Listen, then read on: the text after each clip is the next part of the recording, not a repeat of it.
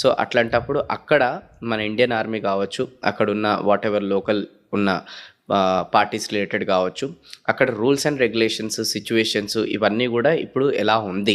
And అలానే government అనేది కూడా ఇప్పుడు ఏదైతే ఇది అటాక్ జరిగినందుకు టువర్డ్స్ అక్కడ కాశ్మీర్ వైపు, టువర్డ్స్ పాకిస్తాన్ వైపు కూడా ఎలాంటి స్టెప్స్ అనేది ఇప్పుడు ప్రజెంట్ తీసుకుంది. మనందరికీ తెలిసిన విషయం అండి, లాస్ట్ 2 డేస్లో చాలా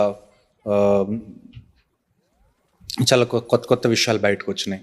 అంటే చాలా కొత్త రూల్స్ వచ్చినాయి. ఇండస్ వాటర్ ట్రీటీ ఏదైతే ఉందో దాన్ని మనం రద్దు చేసాం. కానీ దాని ఎఫెక్ట్ ఇమీడియట్గా ఉంటుందా అంటే ఇమీడియట్గా ఉండదు. ఎందుకంటే ఇండస్ వాటర్ ట్రీటీ ప్రకారం ఏంటంటే 3 రివర్స్ ఇండియా దగ్గర ఉంటాయి, 3 రివర్స్ పాకిస్తాన్ దగ్గర ఉంటాయి.